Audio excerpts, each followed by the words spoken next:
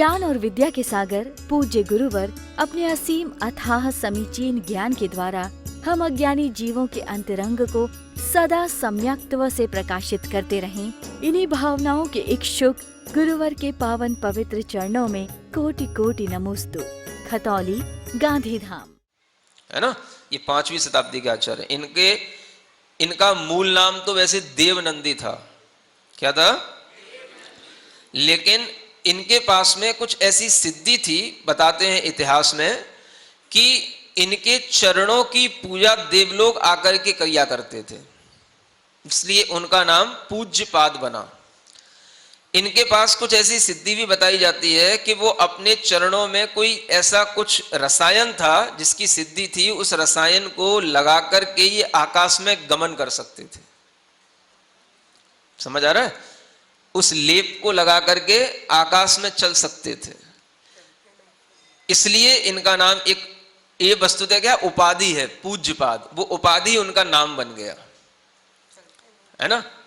जिन्होंने सर्वार्थ सिद्धि नाम का ग्रंथ लिखा है, तत्वार्थ सूत्र जो आचार्य उमा स्वामी द्वारा रचित है, उसकी सबसे पहली टीका करने वाले, व्याख्या करने वाले कोई आचार्य हैं, और वर्तमान में जिनकी वो व्याख्या उपलब्ध है और प्रामाणिकता के साथ में उपलब्ध है, जिस व्याख्या को बाद के सभी आचार्यों ने बिल्कुल प्रामाणिक माना, उनकी एक एक पंक्ति को, परिभाषा को आधार बना करके ही आगे के आचार्यों ने व्याख्याएं की हैं, ऐसे आचार्य पूज्यपाद महाराज हुए, जिन्होंने सबसे पहले तत्वार्थ सूत्र की टीका लिखी, जिसका नाम है सर्वार्थ सिद्धि। समझ आ रहा है? थोड़ा बहुत परिचय आपको इन पूर्व आचार्यों का और इनके ग्रंथों का भी होना चाहिए। है? क्या लिखा जा रहा है कि इनके वचनों में, इनके बनाए हुए ग्रंथों में इतनी शक्ति है कि उससे शरीर, वचन और चित्त, इन तीनों का मल जो है, मैल दूर हो जाता है। इसका लिखने का भी एक भाव है इसमें। समझ आ रहा है? क्या कारण है? शरीर के मैल को दूर करने के लिए, शरीर के विकारों को दूर करने के लिए आचार्य पूज्यपाद महाराज ने एक आयुर्वेद शास्त्र की रचना की थी। समझ आ रहा है? वो ग्रंथ वर्तमान में उपलब्ध नहीं है। इतिहास में उल्लेख मिलता है कि इन्होंने आयुर्वेद शास्त्र की रचना की थी। इसलिए यहां पर तीनों चीजें लिखी हैं, जो कलंकम अंगिनाम, माने जीवों के जो कलंक हैं, मन संबंधी, तन संबंधी और वचन संबंधी, उन तीनों को जो अपाकुर्वंती माने दूर कर देते हैं जिनके वचन, ऐसे ये आचार्य देवनंदी हैं। तो तन के कलंक को दूर करने के लिए, माने तन को शुद्ध और स्वस्थ बनाए रखने के लिए इन्होंने एक आयुर्वेद ग्रंथ की रचना की थी, जो वर्तमान में उपलब्ध नहीं है। क्या समझ आया? वचन के कलंक को दूर करने के लिए, माने वचन को संस्कारित करने के लिए आचार्य पूज्यपाद महाराज ने एक व्याकरण ग्रंथ का निर्माण किया, जो आज उपलब्ध है, जिसका नाम है जैनेन्द्र व्याकरण। क्या नाम है? हाँ, ये व्याकरण बहुत गूढ़ और बहुत बड़ा व्याकरण है। वर्तमान में जो हिंदू समाज में पाणिनि का व्याकरण चलता है, उससे भी बढ़कर के इस व्याकरण में संज्ञाएं हैं, और उससे भी बढ़कर के इस व्याकरण की क्लिष्टता है। यह व्याकरण ग्रंथ का निर्माण भी आचार्य पूज्यपाद महाराज ने किया, जिसको पढ़ करके हमारी वचन शुद्धि होती है। समझ आ रहा है? और मन शुद्धि, चित्त शुद्धि के लिए इन्होंने अध्यात्म ग्रंथों की रचना की। इष्टोपदेश, समाधि शतक जैसे अध्यात्म ग्रंथ लिखे, जिनको पढ़ करके हमारे अंदर चित्त शुद्धि होती है। इसलिए मन, वचन और काय, तीनों प्रकार के कलंकों को दूर करने वाले, माने पाप को धोने वाले, ये आचार्य पूज्यपाद महाराज हुए, जिनका दूसरा नाम देवनंदी था। मैं इन्हें नमस्कार करता हूं। हाँ, और इसके अलावा 10 भक्तियों का भी एक संग्रह है, माने सिद्ध भगवान की भक्ति, आचार्य भक्ति, है ना। प्रसिद्ध है इनकी कुछ भक्तियां, जो आज भी जो है हम लोग, या आचार्य प्रणीत जो भी परंपरा चली आ रही है, उसमें इन्हीं आचार्य पूज्यपाद महाराज की संस्कृत की भक्तियां पढ़ी जाती हैं। नंदीश्वर भक्ति, श्रुत भक्ति, निर्वाण भक्ति, ये जो हम लोग पढ़ते हैं वो इन्हीं आचार्य पूज्यपाद महाराज की बनाई हुई भक्तियां हैं जो आज तक भी ये चल रही हैं, और इन्हीं को जो है मुख्य रूप से नियमित नियामकता के साथ में पढ़ाया जाता है। फिर उसके बाद में एक आचार्य होते हैं जिनसेन आचार्य। जयंती जिनसेनस्य वाचस्त्रैविद्य वंदिता योगिभिर्यत्समासाद्य स्खलितं नात्मनिश्चये। हाँ,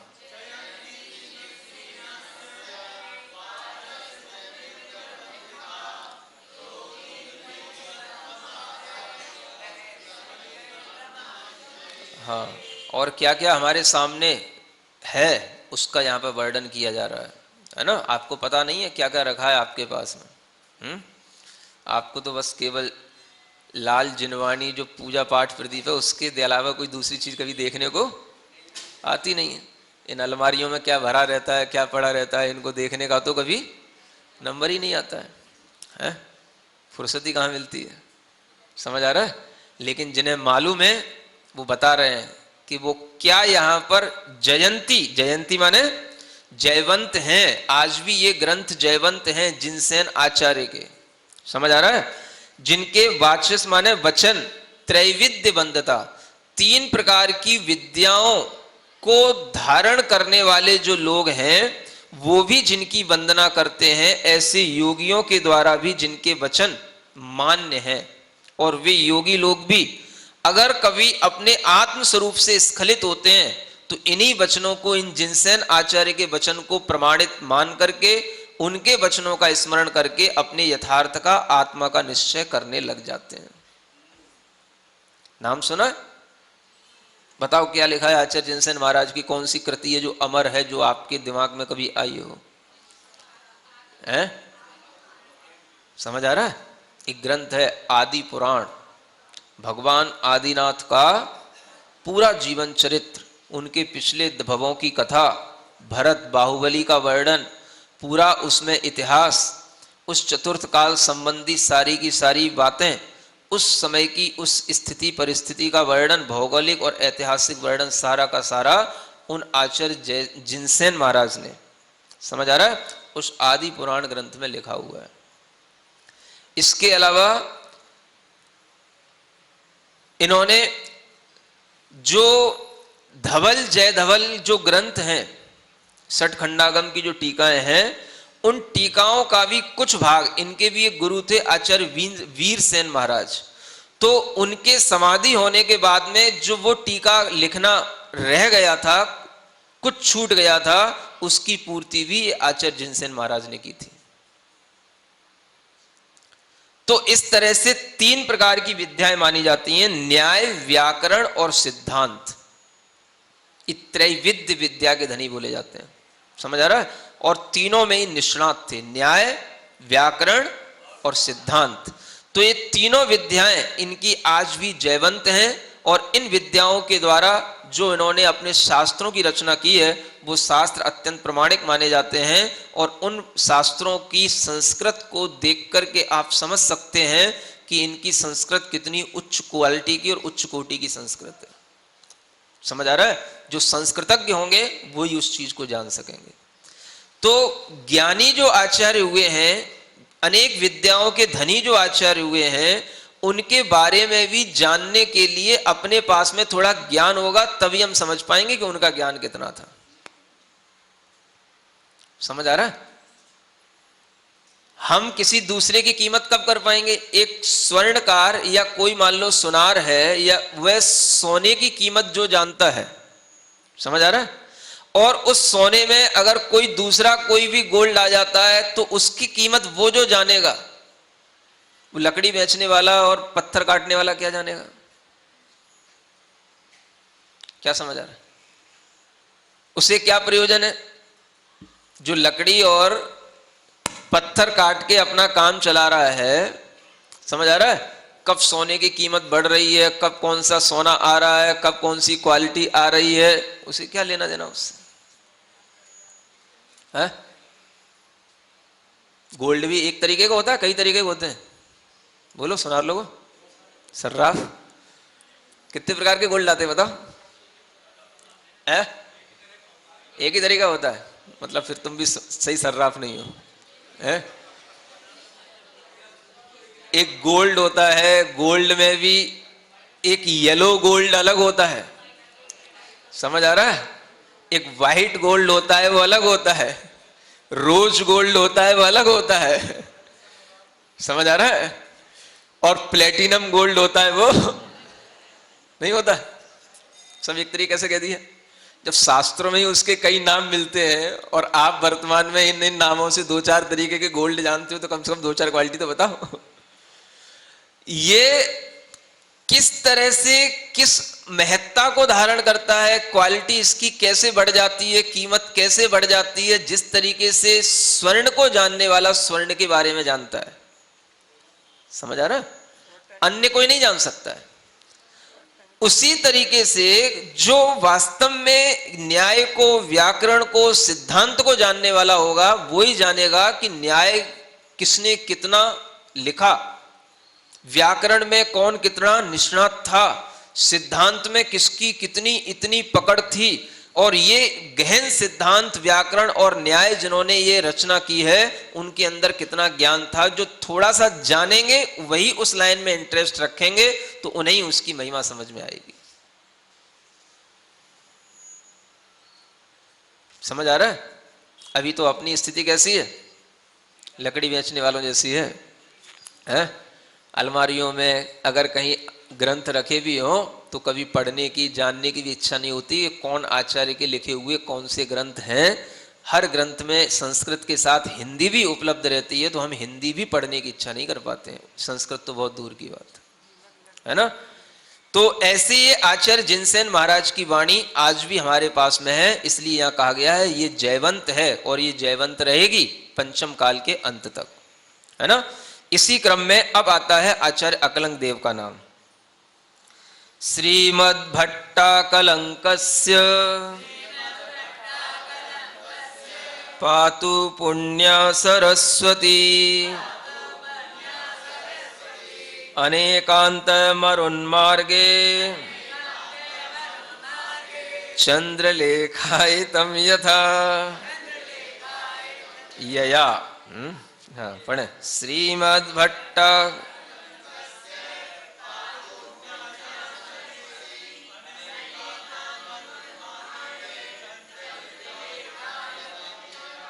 अब ये भट्टा अकलंक देव ये वस्तुतः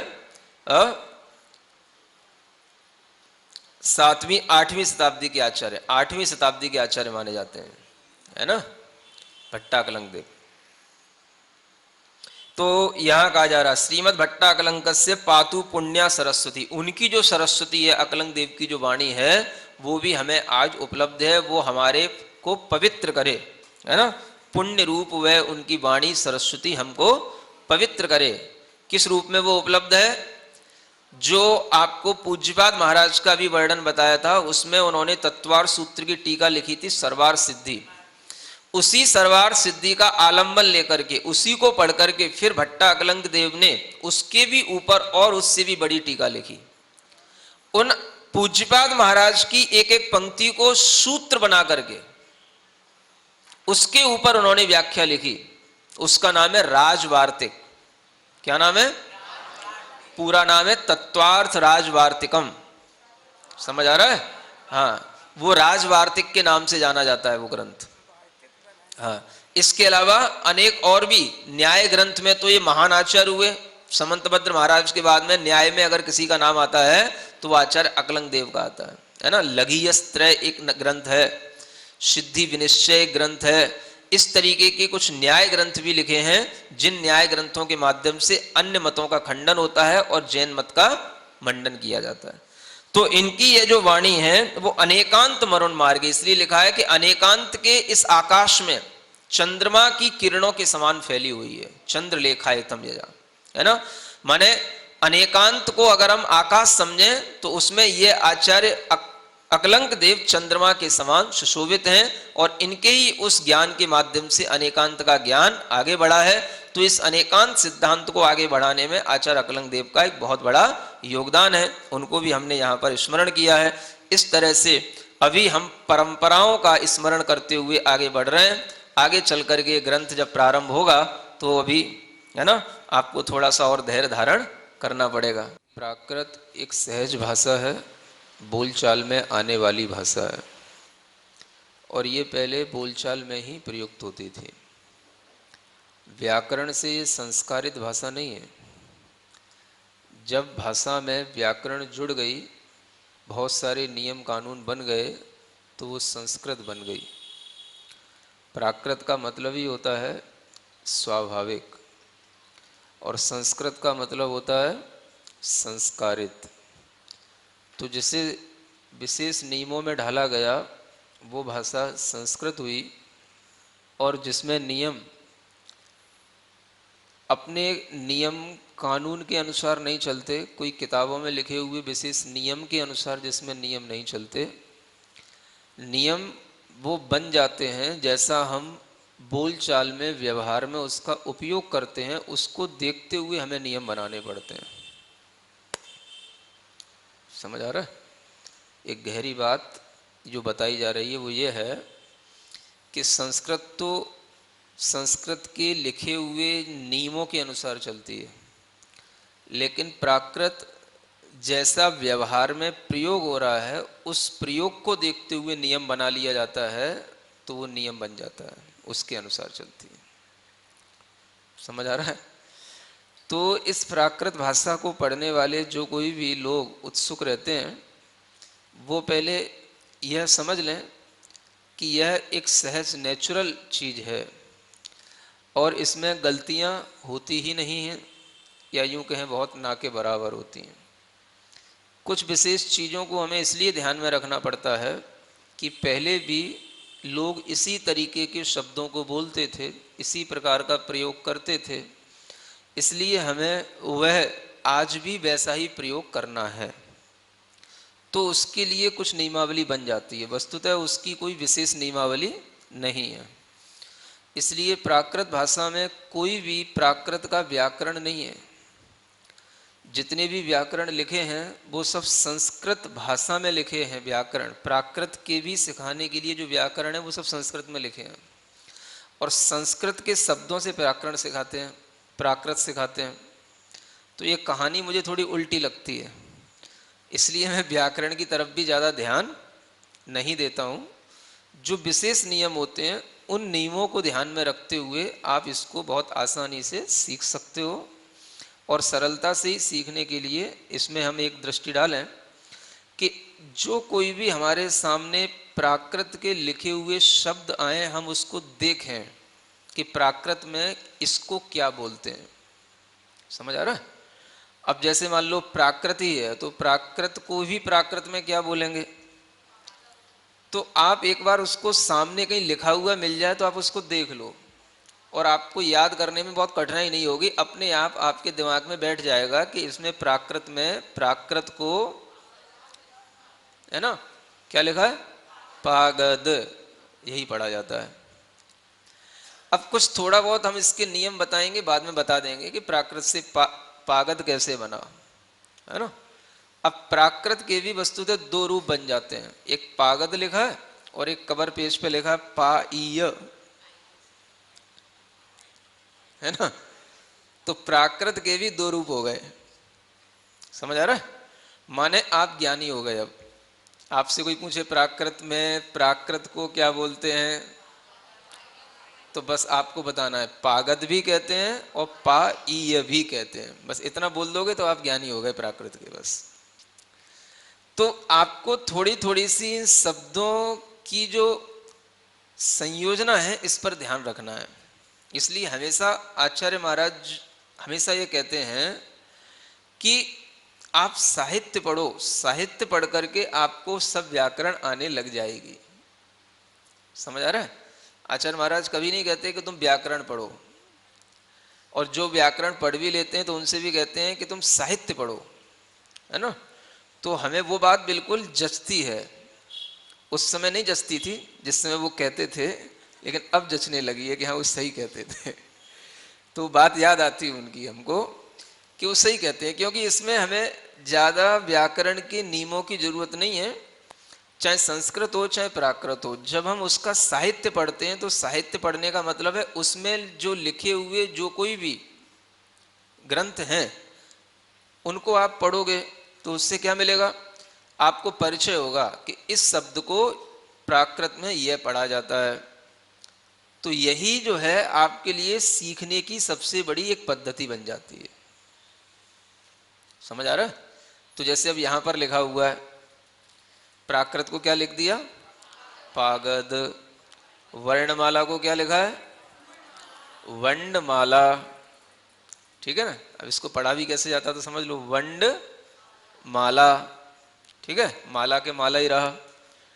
कुछ शब्दों में जो परिवर्तन हो रहे हैं उसके बारे में अभी आपको बताया जाएगा, क्यों होते हैं, क्या होते हैं, उसके कारण भी हैं। तो अभी हम थोड़ा थोड़ा सा, अब जैसे वर्ण है तो वर्ण को प्राकृत में क्या बोलेंगे, वर्ण बोलेंगे। ठीक है ना? वर्ण को प्राकृत में, स्वर है, स्वर को प्राकृत में क्या बोलेंगे, सर बोल दिया, है ना? व्यंजन है, इसको प्राकृत में क्या बोलेंगे, व्यंजन। ठीक है? तो बस आपको ये थोड़ी सी रचना इसकी ध्यान में रखना है? हाँ, सब शब्दों की रचना थोड़ी थोड़ी सी अपने आप दिमाग में आने लगेगी। कुछ जो विशेष नियम होते हैं बताए जाएंगे। अब जैसे ही वर्ण हुए तो वर्ण दो प्रकार के हो गए, एक स्वरात्मक वर्ण और एक व्यंजन रूप वर्ण। ये तो अपन जानते ही हैं, चाहे हिंदी हो चाहे इंग्लिश हो, है ना? अ आ इ ई उ ऊ ए ऐ, ओ औ री री ली री अंग, ये सब क्या होते हैं, ये सब स्वर कहलाते हैं। इंग्लिश में ए ई आई ओ इतना ही होता है, कोई नई इंग्लिश तो नहीं आ गई? चलो ठीक है, तो ये इंग्लिश में होते हैं। अब इसी को प्राकृत में क्या विशेषता हो जाती है इन स्वरों में, कि यहां पर लिखा है कुछ ह्रस्व स्वर होते हैं, कुछ दीर्घ स्वर होते हैं। ये तो अपन पहले से भी जानते हैं।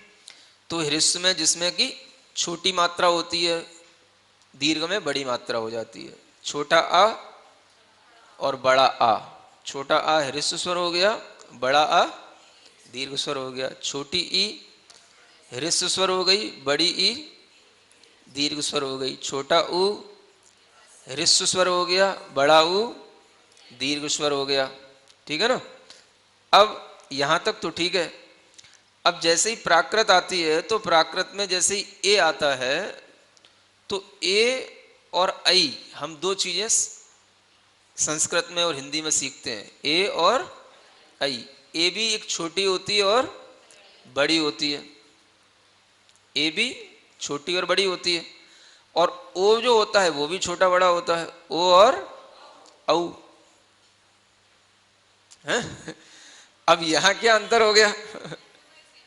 अब यहां ये कहा गया, ये इसलिए कहा गया या कि प्राकृत में ए और आई दो अलग अलग स्वर ना होकर के एक छोटे स्वर में ही दोनों गर्भित हो जाते हैं। मतलब ये हुआ कि प्राकृत में कभी भी ऐ बोलने में नहीं आएगा, औ बोलने में नहीं आएगा। औ की जगह पर भी हम ओ ही बोलेंगे और ऐ की जगह पर भी हम ए ही बोलेंगे और वही लिखेंगे। समझ आ रहा है? अब ये नियम नहीं बनाया गया, ये बोलने के कारण से नियम बन गया। मैं आपको ये बताना चाह रहा हूं, है ना? जैसे मान लो औ पे कौन सा शब्द बनता है? औरत है? अब देखो, सामान्य से किसी बच्चे से कहो, अगर उससे जानबूझ करके बोल पाओगे, बुलवाओगे तो वो औरत बोलेगा। और सहजता में वो कैसे बोलेगा? ये औरत कहाँ जा रही है? कैसे बोलने में आता? ऐसे बोलने में आता ना। कोई सहजता में ऐसे तो नहीं बोलता, ये औरत कहाँ जा रही है? ये औरत ही बोलने में आता ना। तो हम सहजता में ओ ही बोलते हैं। समझ आ रहा है? औ तो हमें विशेष प्रयास के साथ में बोलना पड़ता है, ध्यान में रखते हुए कि ये शब्द में ओ नहीं है, औ है तब। लेकिन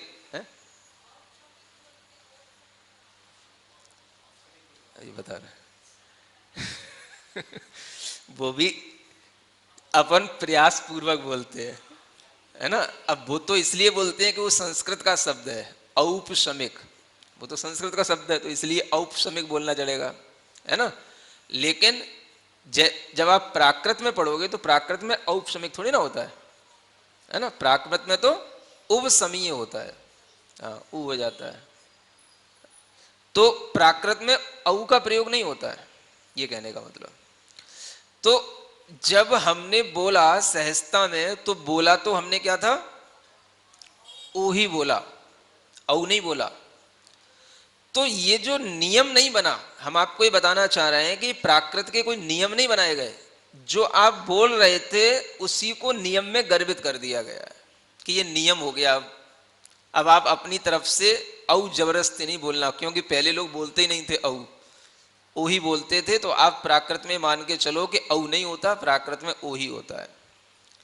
छोटा भी होगा तो ओ और बड़ा भी होगा तो ओ। अंतर क्या आ जाएगा, अब देखो औरत को हमने कैसे बोला, औरत। अब हमने कैसे बोला, औरत। तो उसमें क्या आ गया, एक आ भी आ गया और एक ऊ भी आ गया। समझ आ रहा है।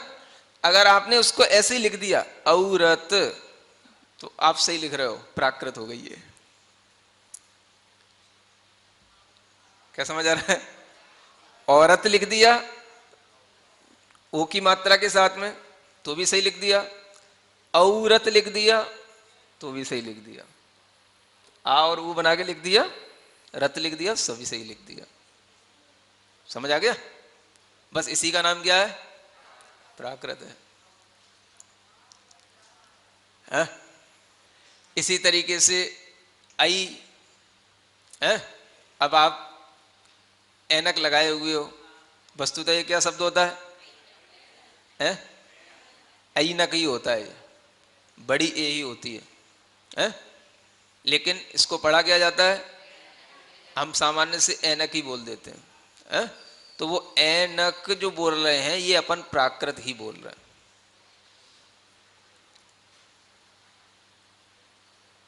हैं। ऐरावत शब्द होता है, ऐरावत हाथी होता है, अपन क्या बोलते हैं, ऐरावत हाथी। और होता क्या है, ऐरावत होता है वो है। तो ऐरावत ऐसे कोई नहीं बोलता है, ऐसे बोलने में कठिनता भी होती है। प्राकृत में आपको ज्यादा मुंह इधर उधर तोड़ना नहीं पड़ेगा, और संस्कृत बिना मुंह तोड़े बोली नहीं जाती। समझ आ रहा है। तो प्राकृत जो है, जैसे बच्चा सहज बोल दे, तुतलाने वाला भी जैसे बोल दे, वो जो बोलेगा वो सब प्राकृत है। इसलिए बता रहा हूं कि आपके दिमाग में बैठ जाए कि प्राकृत बड़ी सहज सरल भाषा है। तो हम जब सामान्य रूप से बोल रहे होते हैं तो वो प्राकृत बोल रहे होते हैं, और जब हम विशेष प्रयास के साथ बोलते हैं तो वो संस्कृत हो जाती है। ठीक है। तो ऐरावत, तो हम उसको प्राकृत में छोटी ए ही लिखेंगे, ठीक है ना। अथवा अगर हम इसका उच्चारण और देखें कैसे लिखा जाएगा, किसी बच्चे बोले बोले बोले ऐरावत बोलो, ऐरावत बोलो, ऐरावत, और ढंग से बोलो। अब ऐरावत बोलो, ऐरावत है। तो क्या सुनने में आ रहा है, ऐरावत है। बस ये प्राकृत हो गई। समझ आ रहा है। तो ये चीजें आपको कहीं लिखी हुई नहीं मिलेंगी शास्त्रों में, जो आपको बता रहा हूं, है ना। जे इसलिए बता रहा हूं कि इस तरीके से समझ करके आपको आगे बढ़ना है। ठीक है। अब इसमें देखो ये स्वर हैं, तो 5 ऋस्व लिखे हैं, 5 दीर्घ लिखे हैं। अब वस्तुतः देखा जाए तो ये स्वर जो ह्रस्व और दीर्घ हैं, अब इनमें ऐ और औ होता ही नहीं है, तो ये दोनों एक ही जैसे हो गए, ए और ओ ही हो गया। तो कुल मिलाकर के देखा जाए तो स्वर तो 8 ही रह गए, है ना। 2 कमी हो गए, 8 ही रह गए। लेकिन अलग अलग इसलिए बता दिया गया कि भैया बड़ी ए और बड़े ओ का प्रयोग तो होता है, लेकिन लिखा छोटी ए और छोटा ओ ही जाता है, इसलिए ये 10 स्वर हैं। वस्तुतः तो देखा जाए तो अगर देखने में पढ़ने में आएंगे तो 8 ही मिलेंगे, ठीक है ना। तो ये अपेक्षा भी ध्यान रखना, 8 किस अपेक्षा से हैं? लेखन की अपेक्षा से 8 हैं, है ना। और 10 किस अपेक्षा से हैं?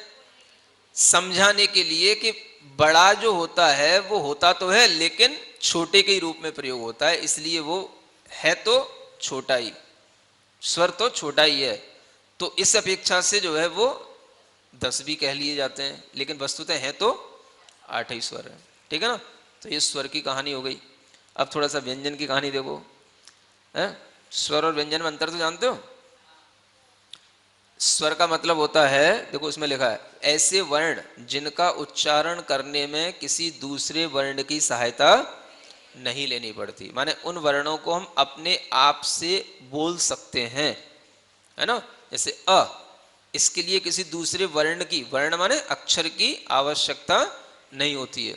अ, ई, उ, ए, इनको हम बिना किसी सहायता के बोल सकते हैं। लेकिन व्यंजन जो होते हैं वो लंगड़े होते हैं। क्या होते हैं? लंगड़े जानते हो?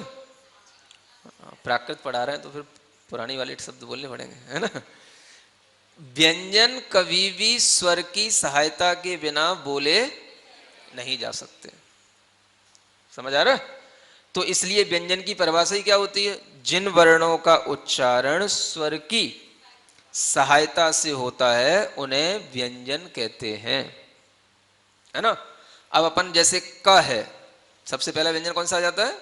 क, है ना। तो क तो बोलते हैं, लेकिन ये वस्तुतः क में आ मिला हुआ होता है, पहले सीख लो, है? समझ आ रहा है? ये जो क है, आधा का कैसे बनेगा? आधा का ऐसे आधा का बना के नहीं बनेगा, आधा का बनाने का एक तरीका होता है, जो आधे अक्षर होते हैं, नहीं मैं बता रहा हूं, है ना। अब आप लोगों को दिखे तब की बात है। ये का दिख रहा है, अब इसके नीचे ये ऐसे हलंत लग जाता है तो ये आधा का हो जाता है, समझ आ रहा है? हाँ, अब पढ़ाई तो कक्षा 1 की चल रही है। ये क्या हो गया? वस्तुतः ये व्यंजन है। अब इसको हम आधा का बोल नहीं सकते, जब भी हम बोलेंगे तो हम क्या बोलेंगे? का। तो इस का में जब आ मिल जाएगा तब ये बनेगा का। ये इसकी व्याकरण है, समझ आ रहा है? ये जानकारी रखो। कोई भी अक्षर हम बोल रहे होते हैं, क, ख, ग, ये जो व्यंजन बोलेंगे तो ये व्यंजन सब इस तरीके के ही होते हैं।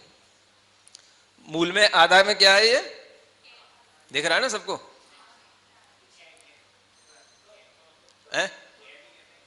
क्या? नहीं वो तुम्हारी मेरठ की भाषा क्या, तुम तो हर चीज में आधा, मतलब कोई भी सा बोलोगे तो से बोलते हो, हैं? पा बोलोगे तो पे बोलते हो, ये समझ आ रहा है ना। तो ये कहने में नहीं बोलते, आधा का तो बोलने में नहीं आता, ठीक है ना। तो इस आधे का में जब ये आ मिल गया, ये स्वर मिल गया, इसलिए मैंने कहा ये लंगड़ा है, समझ आ रहा है? व्यंजन अपने आप में लंगड़ा होता है मूल में, जब उसमें स्वर मिल जाता है तब वो अपना स्वरूप इस रूप में पूरा लाता है। आ गया समझ में? हाँ, तो अब पहले हम थोड़ा सा इन व्यंजनों के बारे में भी देख लें। इसमें लिखे हैं व्यंजनों के लिए वर्ग शब्द का उपयोग किया गया, क वर्ग, है ना। वर्ग का मतलब होता है समूह, का से शुरू होने वाले और उसी वर्ग में आने वाले, है ना। कितने व्यंजन हैं? तो क, ख, ग, घ, अ। वैसे तो कितने होते हैं? एक इसमें अ नहीं लिखा हुआ है, हिंदी में वो चलता है ना। तो वर्ग में वैसे 5 व्यंजन होते हैं। क वर्ग में कितने हो गए? 5, ठीक है ना। प्राकृत में इसका उपयोग नहीं होता, इसलिए इसमें इसको लिखा नहीं गया, ठीक है। फिर ये चवर्ग आया, चवर्ग में भी च, छ, ज, झ, इसमें भी या होता है एक, जानते हो? भूल गए? याद दिलानी पड़ेगी। ये तो ये यहाँ होता है और एक ये होता, ये कवर्ग वाला लास्ट का वर्ण है और ये चवर्ग वाला लास्ट का वर्ण है। हाँ ठीक है। फिर टवर्ग में ट ठ ड ढ ण ण। हाँ? तवर्ग में त थ द ध न। पवर्ग में प फ ब भ म। ठीक है। ये कहलाते हैं व्यंजन जो कि वर्गीय व्यंजन कहलाते हैं, वर्ग के साथ चलते हैं, माने एक एक वर्ग में 5-5 वर्णों का समावेश है। ठीक है। कवर्ग, चवर्ग, टवर्ग, पवर्ग, तवर्ग कहलाते। फिर ये बिना वर्ग के रहने वाले अवर्गीय व्यंजन कहलाते हैं, जैसे य, र, ल और व। ठीक है। और स जो होते हैं 3 प्रकार के हम सीखते हैं। श होता है एक, श शक्कर वाला, सीटी आ रही ना, ये सीटी वाले ना, ये श ऐसे बोला जाता है। फिर वो एक होता है षटकोण वाला सा, ऐसे बोला जाता है, वो षटकोण, समझ आ रहा है। और एक होता है स, जो हम सामान्य से बोलते हैं दंती स, इसको दांतों से बोला जाता है, इसलिए दंती सा कहलाता है। सड़क वाला, सड़क, हाँ, वो तालव्य श कहलाता है। श, तालू पर जब आपकी जीभ लगेगी तब श बोलने में आएगा, समझ आ रहा है, इसलिए उसको नाम बोलते हैं तालव्य श। और एक जो होता है मूर्धन्य क्ष होता है वो। ज्ञान और विद्या के सागर पूज्य गुरुवर अपने असीम अथाह समीचीन ज्ञान के द्वारा हम अज्ञानी जीवों के अंतरंग को सदा सम्यक्त्व से प्रकाशित करते रहें। इन्हीं भावनाओं के इच्छुक गुरुवर के पावन पवित्र चरणों में कोटि कोटि नमोस्तु। खतौली, गांधीधाम।